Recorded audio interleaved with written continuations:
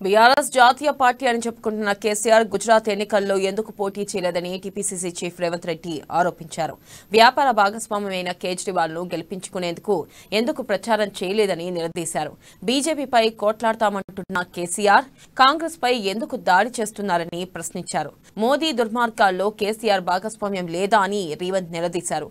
కేసీఆర్ ప్రాజెక్టుల గురించి మాట్లాడుతుంటే మెగా కృష్ణారెడ్డి గుర్తొచ్చాడని విమర్శించారు.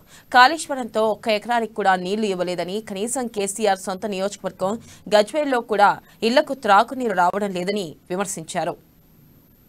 చంద్రశేఖరరావు గారిని ఈ రోజు అడుగుతున్నారు. సరే ఈయన ఇక విశాఖ ఉక్కును నువ్వు అమ్ముతమేం చేస్తామంటూ ఈ బుద్ధిమంతుడు బుద్ధిమంతునికి సర్ది కడతానట బొడ్రాయి కాడ పోయి భోజనం చేసి మళ్ళీ ఇంటికి వచ్చి ఎల్లెలకల వండుకున్నాడు. నిన్ను ముఖ్యమంత్రి చేసినప్పుడు 100 రోజులలో నిజాం షుగర్ ఫ్యాక్టరీ తెరుస్తా అన్నావు. 8 సంవత్సరాలు అయిపోయింది. మూతబడ్డ నిజాం షుగర్ ఫ్యాక్టరీ నువ్వు మూసిన. ఉమ్మడి రాష్ట్రంలో సమైక్య పాలనలో నిజాం షుగర్ ఫ్యాక్టరీని ఎవడు ముయ్యలే, ధైర్యం చేయలే. కానీ నువ్వు ముఖ్యమంత్రి అయినాక నిజాం షుగర్ ఫ్యాక్టరీని మూపించినావు, ఇప్పటి వరకు తెరిపించలే. సిర్పూర్ కాగజ్ నగర్ పేపర్ మిల్లు ఉమ్మడి రాష్ట్రంలో సమైక్య పాలనలో నడుస్తుండే 50,000 మంది కార్మికులు పనిచేసే సిర్పూర్ కాగజ్ నగర్ పేపర్ మిల్లును మూసింది నువ్వు. రిలయన్స్ ఫ్యాక్టరీ కార్మికులను ఆదుకుంటా అని చెప్పి మోసం చేసింది నువ్వు. ఇలా కందిపప్పుల గురించి కెనడా గురించి ఏదో వస్తుంది అన్నాడు. అంతేనా? కెనడా అత్యంత శీతల ప్రదేశం, కందిపప్పు అక్కడ వండదు. ఈయన ఏమన్నా మరి కెనడా నుంచి ఏమన్నా మందేసేటప్పుడు పక్కన అందుకోవడానికి ఏమైనా తెచ్చుకున్నాడా? అవి దినుసులు దేశం అనుకుంటుండే. పప్పు దినుసులు ఆఫ్రికా దేశం నుంచి ఇంపోర్ట్ చేసుకుంటాము. ఈ పప్పు దినుసులకు సరైన ధరిస్తే తాండూర్ పప్పు ప్రపంచానికే ప్రసిద్ధి. నారాయణపేట, నా కొడంగల్, తాండూర్, వికారాబాద్, అక్కడి నుంచి నారాయణఖేడ్ వరకు కర్ణాటక బార్డర్ మొత్తం ప్రపంచ దేశాల ప్రసిద్ధిగాంచిన వికారాబాద్ ప్రాంతంలో పప్పు,